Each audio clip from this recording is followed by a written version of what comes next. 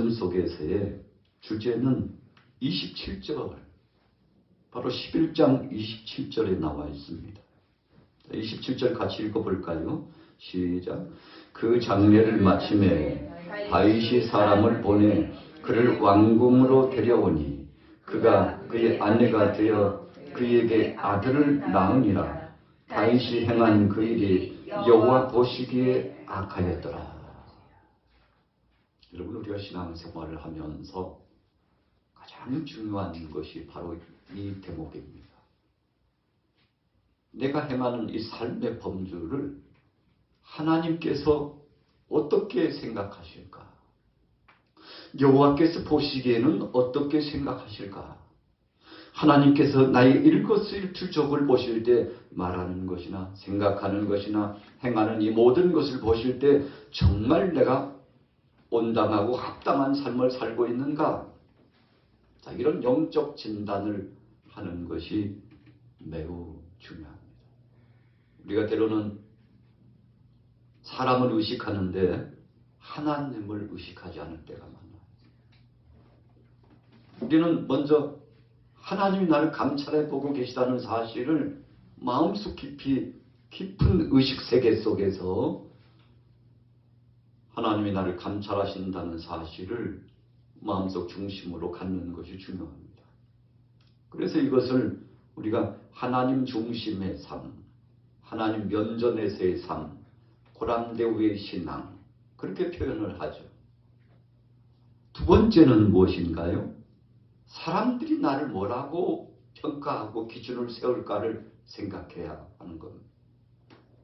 하나님 앞에서는 신실한 믿음을 갖고 교회 안에서는 하나님 영광을 위해서 살아가는 듯하고 때로는 예배할 때 그 시간 속에는 하나님의 임재하심 속에 내가 정말 주의 자녀로서 성도로서 교회의 일원으로서 하나님의 택한 백성으로서 이런 각오와 결단과 결심과 삶의 모범적인 역사가 되기를 소원하는데 그런데 그 시간이 지나고 우리가 1시간 혹은 2시간 예외 시간이 지나고 난 다음에 교회 밖을 나간 그 순간부터 또 가정에 들어간 그 시간에 또 우리가 삶의 과정 속에서 머물고 있는 그 자리에서 저 양반은 하나님 믿는다고 하던데 하나님 믿는 사람이 아닌가. 참 신기하네. 어떻게 저렇게 달라질 수 있지? 하나님 중심으로 하나님 영광으로 살아가고 그래서 하나님 뜻대로 살아가는 아주 귀한 사람이라고 직분도 갖고 있고 그리고 교회에서도 적지 않게 영향력을 행사하고 그런데 왜 집에 오면 저렇게 전혀 다른 사람이 되는 거지? 사업장에서는 왜 그러는 거지? 교회 밖에서는 왜 그러는 거지? 예배의 그 거룩한 성소의 시간이 지나고 나서는 왜 그러는 거지?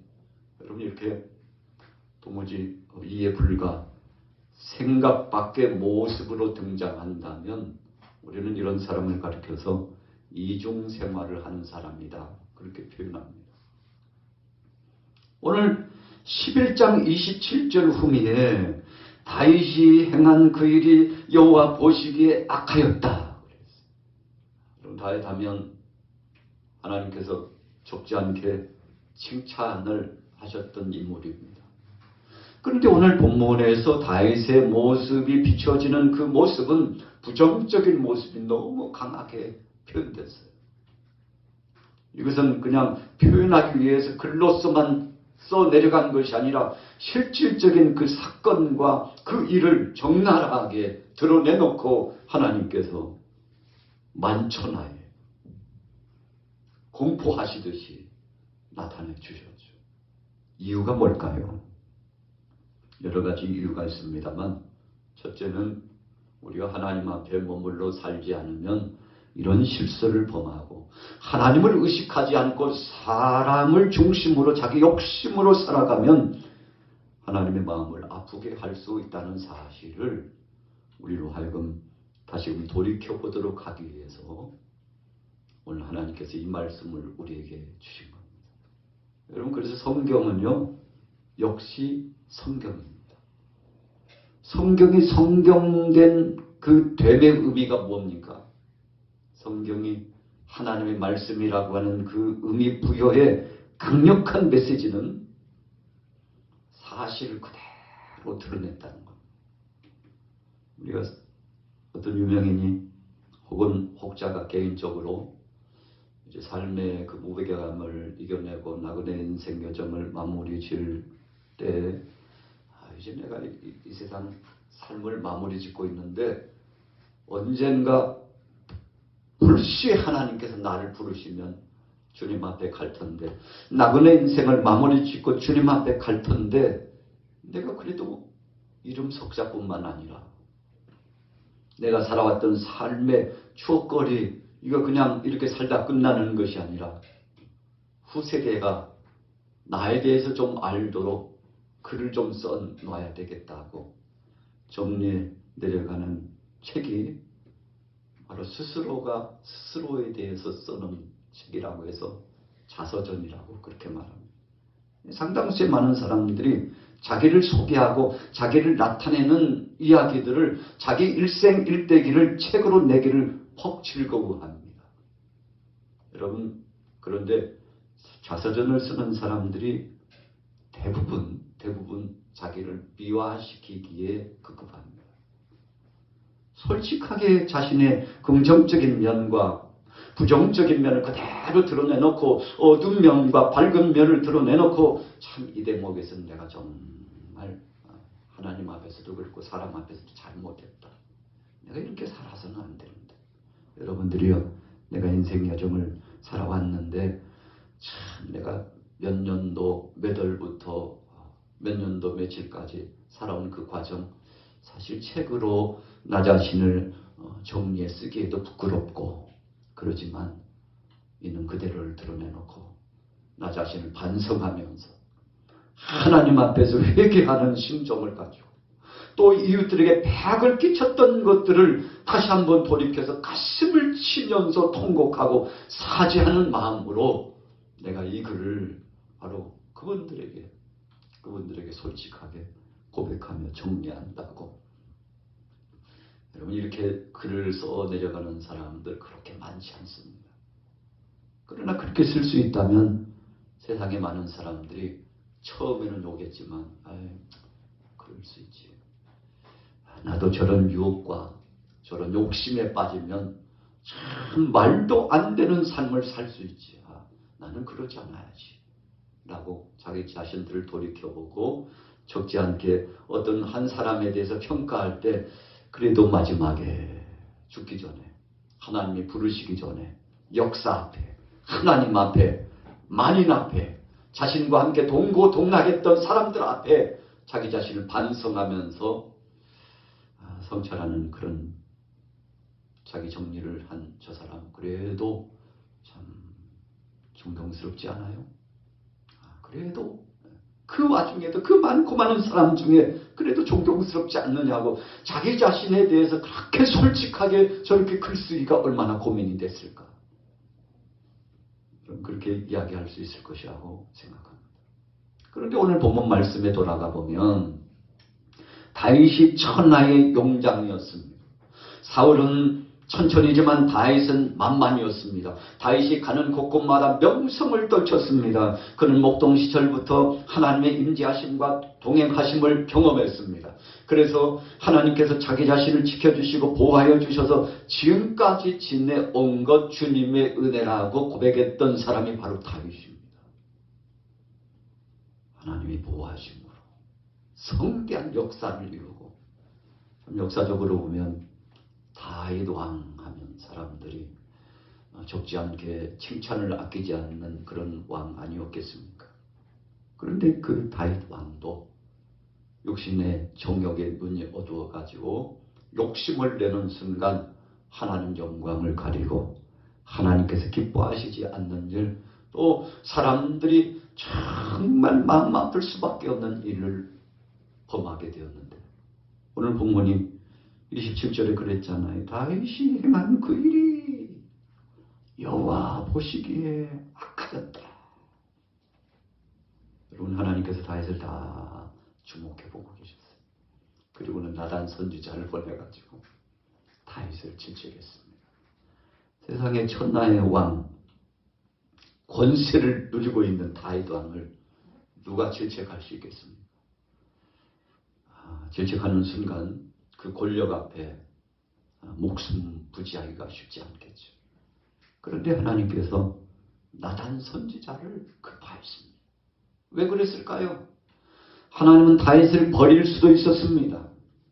그냥 망나니처럼 자기 욕심을 가지고서 하나님이 주신 권세를 선용하지 못하고 악행을 저지르고 있는 모습에 침묵하시고 하나님께서 최후에 다윗을 심판하시면 그뿐이죠.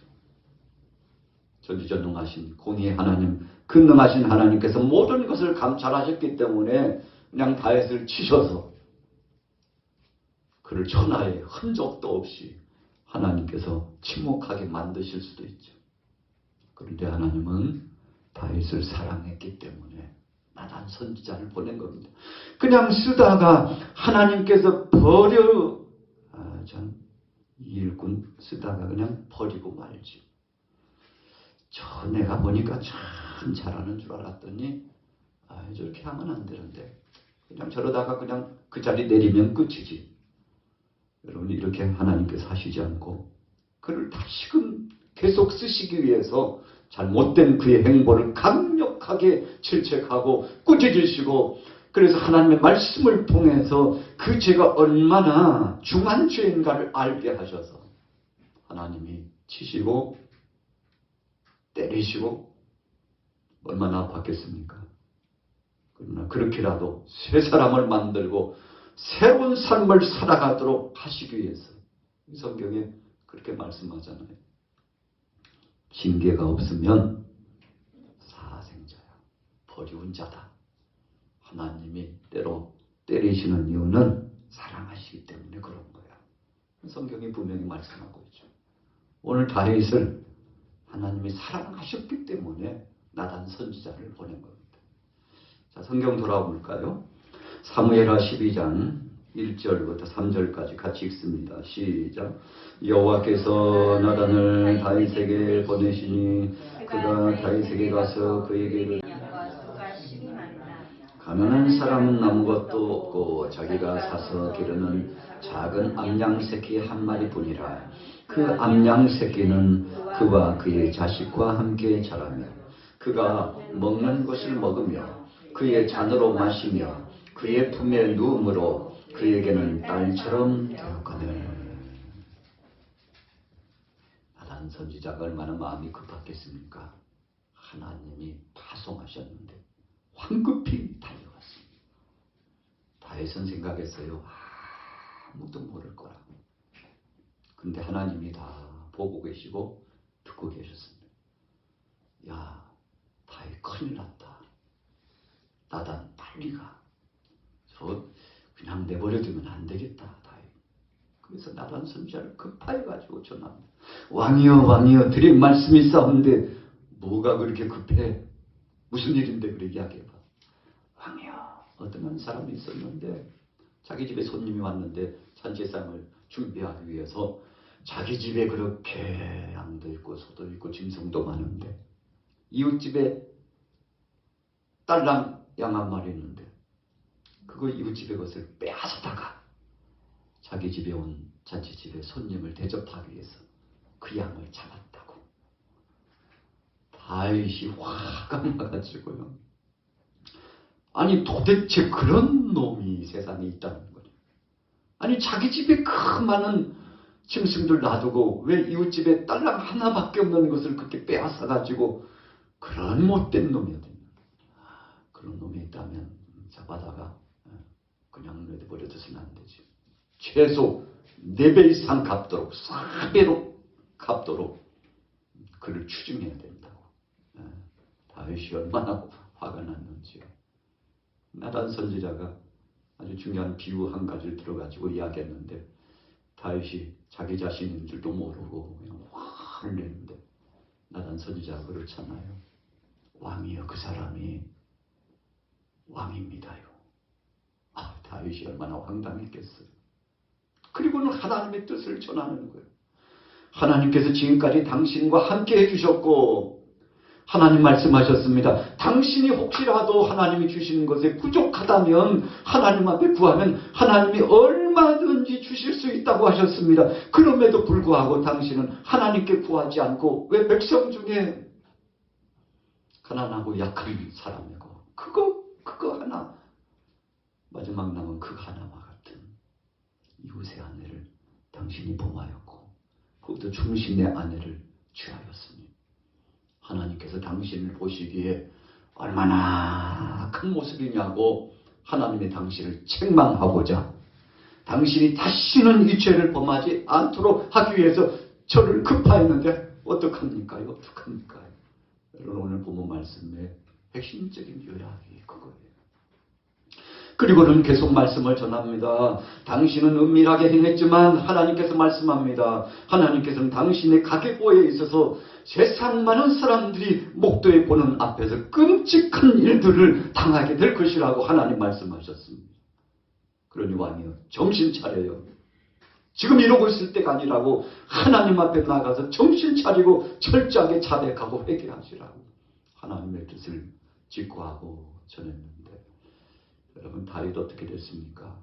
참 자기 자신을 돌이켜볼 때 참 끔찍한 죄를 범했잖아요. 아무도 모를 거라고 생각했고 처음에는 작은 죄라고 생각해서 그것을 감추려고요. 그것을 감추기 위해서 수단과 방법을 가리지 않아가지고 정말 충성된 충인을 먼 최전방에 보내가지고 야 저가 싸울 때 군사 배치를 은밀히 후퇴시켜가지고 공격에 처해가지고 적들에 의해서 무차별적으로 공격을 당하여 죽게 만들라. 그러니까 다윗이 우리아의 아내를 빼앗았으니까 간음죄를 범했잖아요. 그리고는 그것도 성이 차지하는 이제 사람을 시켜가지고 우리아 죽이라고 했으니까 살인 교사죄를 또 범한 겁니다. 여러분 첫 번째 죄 범하고 감출 것이라고 생각하고는 두 번째 죄를 또 범했어요. 그리고 또 더 나아가서는 하나님 앞에서도 시침이 툭 떼고 있었어요. 그래서 더 이상은 하나님께서 이중적, 삼중적, 사중적, 오중적 죄를 범하지 않도록 하기 위해서 강력한 징치하심으로 역사하셨는데 그래서 선지자를 통해서 하나님의 말씀을 전했죠. 눈물로 통회하고 자백하고 회개했습니다. 결과는 어떻게 됐나요? 바세바를 통해서 얻은 아들이 자신 앞에서 고통스럽게 죽어가는 광경을 눈으로 목도해 봤죠. 왜 그랬습니까? 하나님께서 다윗에게 죗값의 모습이 어떤 것인지를 눈으로 보게 한 겁니다. 다윗이 몸부림치면서 마음 아파했어요. 왜요? 자기의 사랑하는 아이가 죽어가고 있는데 속수무 째게요. 기도해도 안 돼요. 금식해도 안 돼요. 무수한 의원을 데려다가 치료시키고 회복시키려고 해도 안 돼요. 왜 안 됐습니까? 하나님께서 다 주시고는 놓지 않는 겁니다. 나중에는 하나님의 뜻을 알고는 기도해도 소용없다는 것을 알고 하나님의 징치하신 능하신 손으로 그 아이를 붙잡고 계시다는 사실을 알고 모든 것을 내려놓고 그리고 다시금 돌이켜서 새로운 삶으로 전환하기 위해서 철저하게 회개하고 자백하게 되지 않습니까? 여러분 그래서 다윗이 새로운 출발을 했습니다.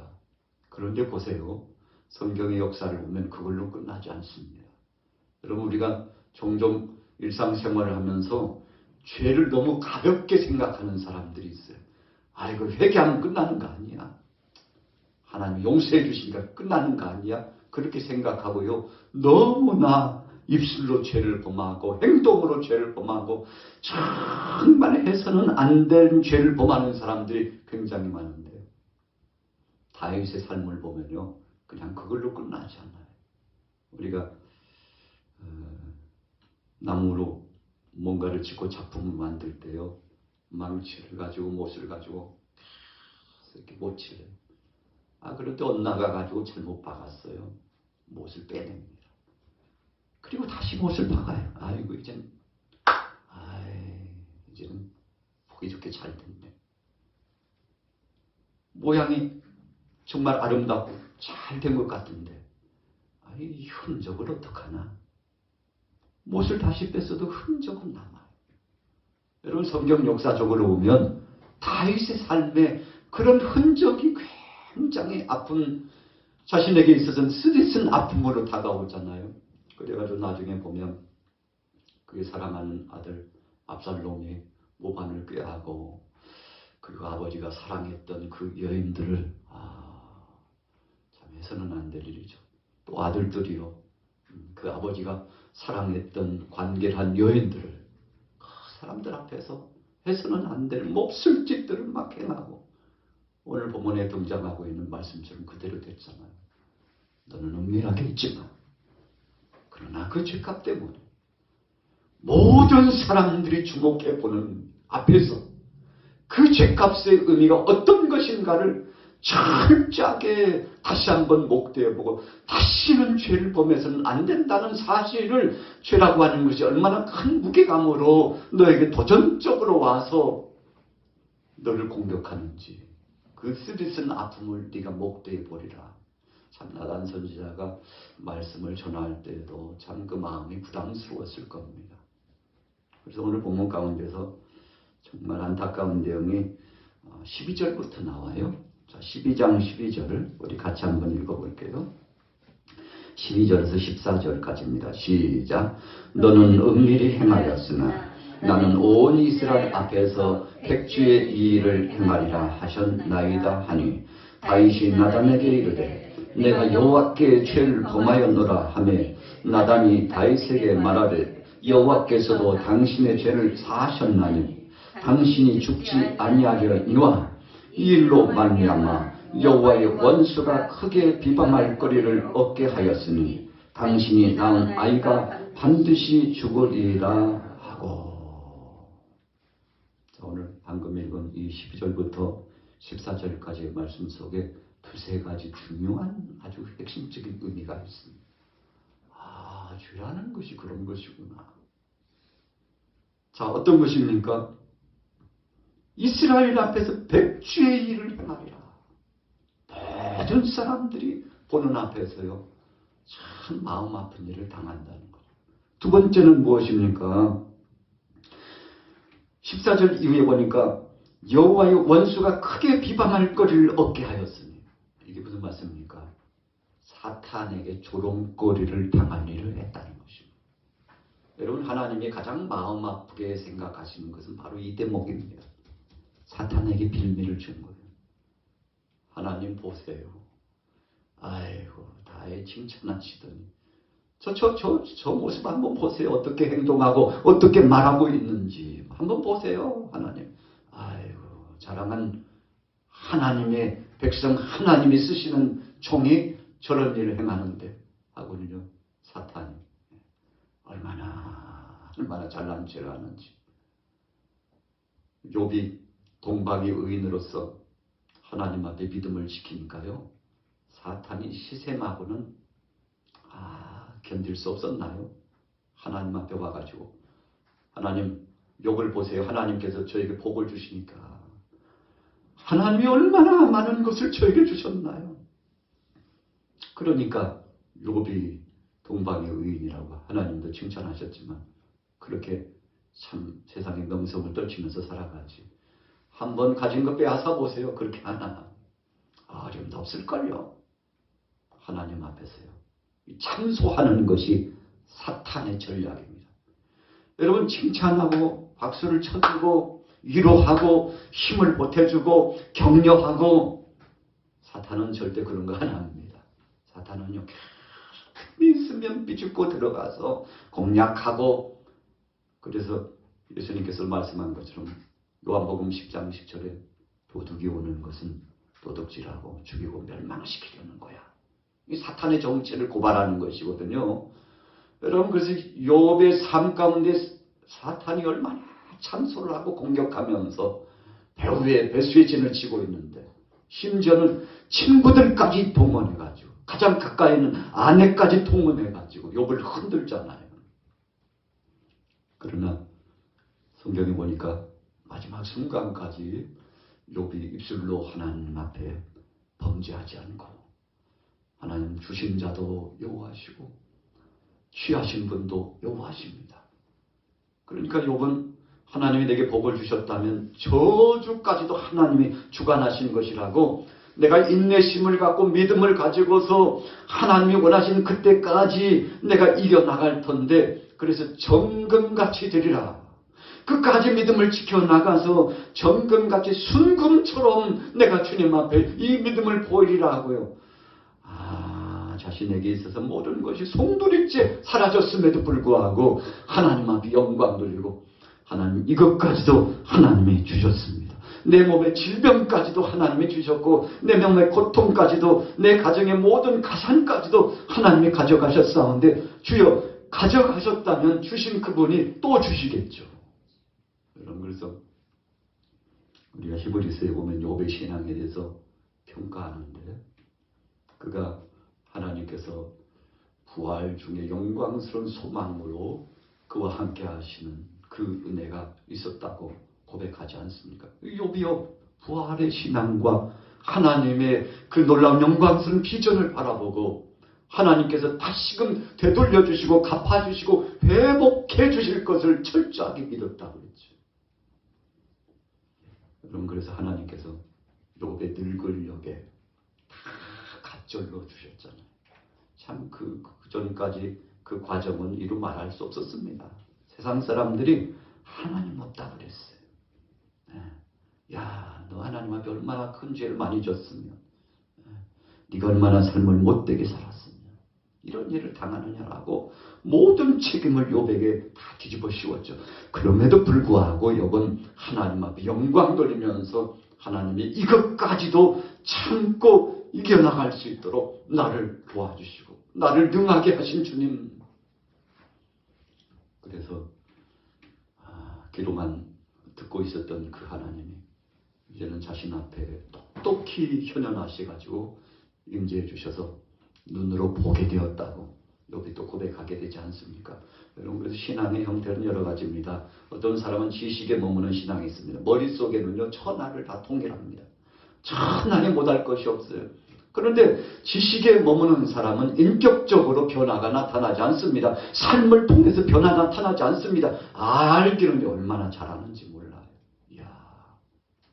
그런데 진짜 믿음의 사람은 머리에서부터 가슴으로 그리고 이 가슴에서 우리 행동거지 언행심사로 전달 체계를 이루고 삶 속에서 나타나게 되는데 말하는 것이나 생각하는 것이나 살아가는 그 모든 삶이 복된 삶의 모습으로 나타나는데 이 일거수일투족을 하나님께서 다 헤아려 보셔서 우리를 감찰하시는다는 사실에 우리는 두렵고 떨리는 거 아니겠습니까?